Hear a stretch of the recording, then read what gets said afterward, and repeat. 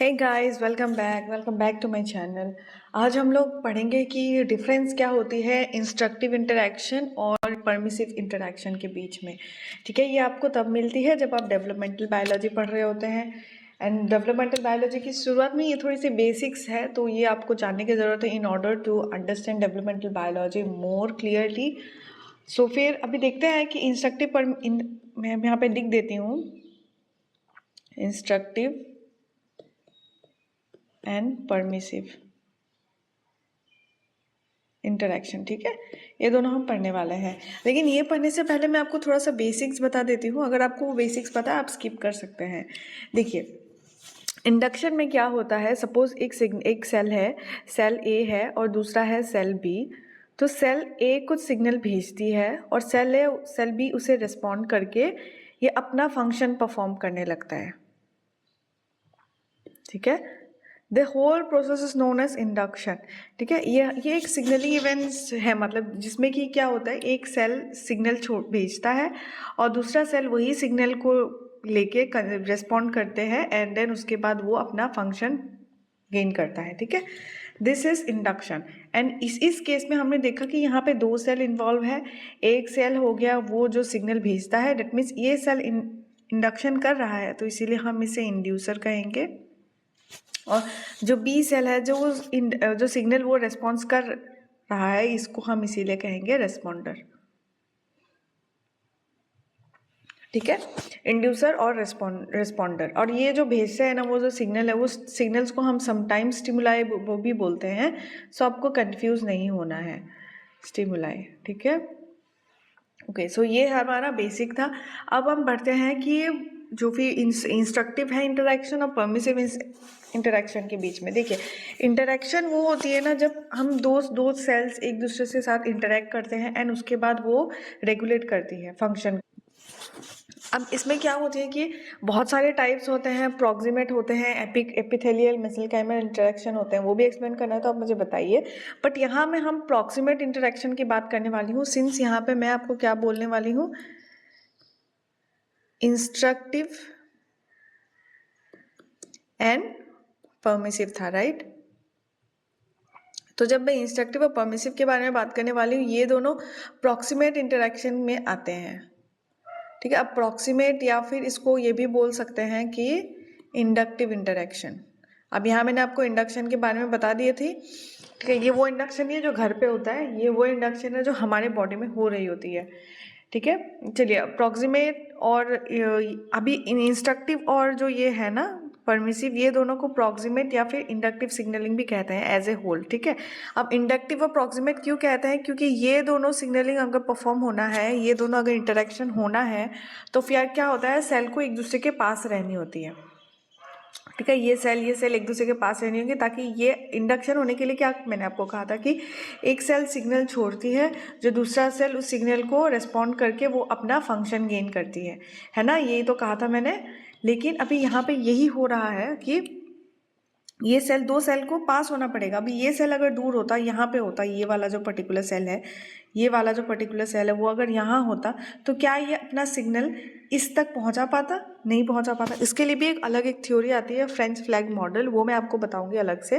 लेकिन फिलहाल ये बताते हैं कि दो सेल को ना करीब होना बहुत ज़रूरी है। ये सेल है, ये दूसरा सेल है, दो सेल को बहुत करीब होना ज़रूरी है in order to see instructive या फिर परमिसिव इंटरेक्शन देखने के लिए। अब चलिए इंस्ट्रक्टिव और परमिसिव सिग्नलिंग पे आते हैं। सबसे पहले मैंने बताया कि ये प्रॉक्सिमेट और इंडक्टिव इंटरेक्शन का वो टाइप्स होते हैं, इंस्ट्रक्टिव इंटरेक्शन। अब पहले हम इंस्ट्रक्टिव इंटरेक्शन पढ़ते हैं, ताकि हम जो दूसरा वाला जो इंटरेक्शन है, परमिसिव जो इंटरेक्शन है, वो पढ़ने में समझने में आसानी होगी। देखिए, इंस्ट्रक्टिव इंटरेक्शन में क्या होता है ना कि सपोज ये कोई सेल है और ये दूसरा सेल है बी। ठीक है, ये ए है और ये सेल बी है। तो फिर मैं एक काम करती हूँ, मैं एक एग्जांपल के थ्रू आपको बताती हूँ। सपोज ये मैं हूँ और ये मेरा फ्रेंड है। ठीक है, तो मैं वैसे भी, मुझे पैसे मिले हैं कहीं से, मैंने लॉटरी जीती है, मुझे पैसे मिले हैं, मैं जाने वाली थी गोवा।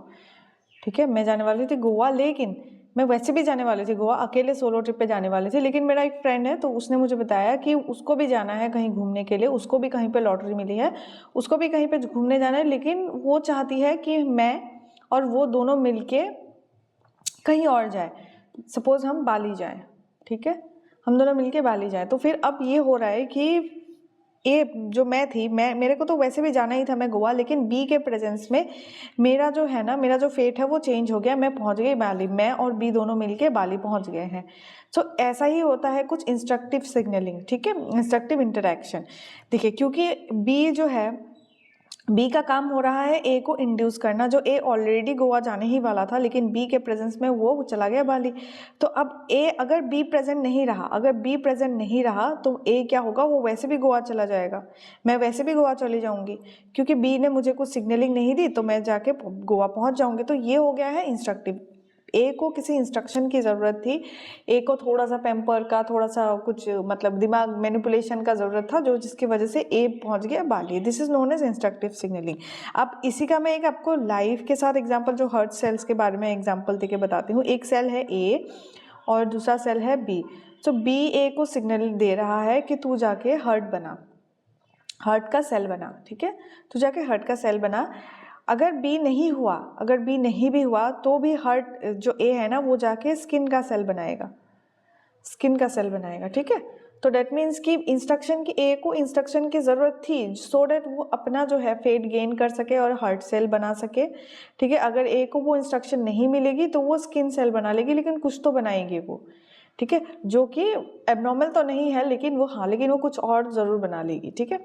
अब ये हो गया है हमारा इंस्ट्रक्टिव सिग्नल, मतलब कि ए अगर इसको इंस्ट्रक्टिव सिग्नल मिला है तो उसको वो हर्ट सेल में बन जाएगा।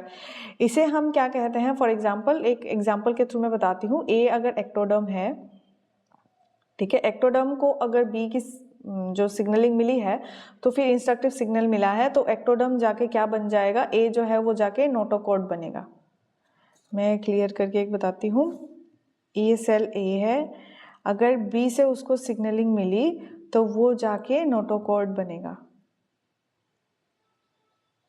ठीक है, जो नर्व सेल्स में भी कंसीडर करते हैं। तो ये ए क्या है, ए खुद एक्टोडर्म है,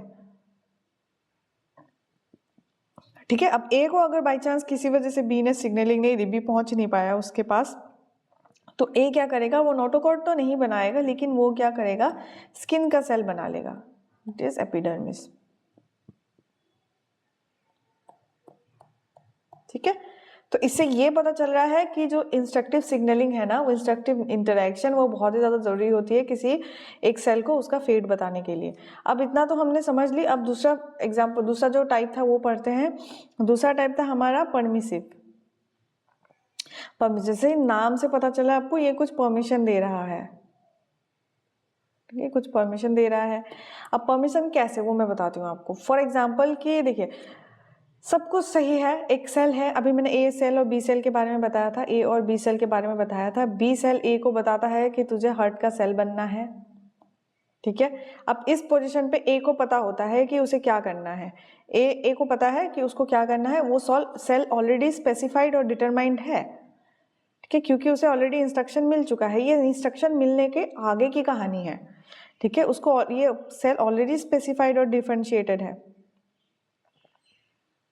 ठीक है, सेल ऑलरेडी स्पेसिफाइड और डिफरेंशिएटेड है, लेकिन इसको थोड़ी सी और पुश की ज़रूरत है कि वो जाके हर्ट का सेल बनाए और प्रॉपर हर्ट की जो है फंक्शन गेन कर सके, हर्ट में उसकी जो फंक्शन है वो प्रॉपर गेन कर सके। तो ए एंड बी का तो काम था ए को बताना कि तू जाके हर्ट सेल बना, वो हर्ट सेल बना चुकी है, लेकिन हर्ट सेल को प्रॉपर फंक्शन करने पे या फिर थोड़ा सा भी कुछ अच्छे से फंक्शन करने पे ना, उसको परमिशन जो चाहिए होती है वो क्या करती है, वो इसके एनवायरनमेंट देती है। फॉर एग्जाम्पल, अगर टेम्परेचर सही रहा, ठीक है, अगर टेम्परेचर सही रहा तो हर्ट सेल अपना फंक्शन परफॉर्म करेगा, डेट मीन्स ये टिश्यू बनाएगा, फिर टिश्यू से फिर उसके बाद जो फंक्शनलिटी है उसकी वो गेन कर पाएगा हर्ट में, ठीक है। तो यहाँ पे जो है परमिशन कौन दे रहा है, टेम्परेचर दे रहा है। अगर उसका एक्सटर्नल जो एनवायरनमेंट है वो अगर फेवरेबल रहा, टेम्परेचर अगर फेवरेबल रहा, तो हर्ट सेल अपना प्रॉपर फंक्शन करके वो अपना फंक्शन गेन कर पाएगा।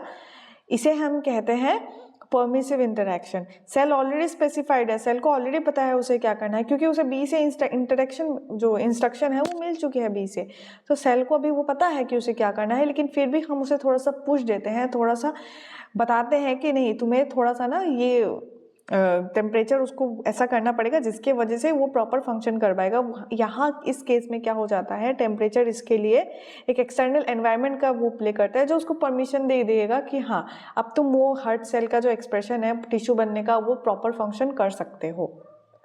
ठीक है, अब ऐसे ही कुछ क्या होता है, कुछ एग्जांपल्स होते हैं कि बहुत सारे टिश्यूज़ को ना एक्स्ट्रा सेलुलर मैट्रिक्स की ज़रूरत पड़ती है, जैसे कि फिब्रोनेक्टिन हो गया, लैमिनिन हो गया, और जिसके वजह से वो क्या करते हैं वो डेवलप हो पाते हैं। अगर एक्स्ट्रा सेलुलर मैट्रिक्स के एब्सेंस में वो सेल फंक्शन ऐसा नहीं होगा कि वो सेल कुछ और टाइप बन जाएगा, ठीक है, लेकिन वो मदद करेगा उसको कि तुम जाके अच्छे से अपना फंक्शन प्रॉपरली फंक्शन कर सको, ठीक है, अपना जो फेट है वो प्रॉपरली फंक्शन कर सको। So this is all about permissive interaction and instructive interaction. अगर आपको समझ आया है तो आप मुझे बता सकते हैं एक लाइक के थ्रू, अगर आपको नहीं समझ आया है तो आप मुझे कमेंट सेक्शन में बता सकते हैं। I will try to explain all of your doubts comment section में।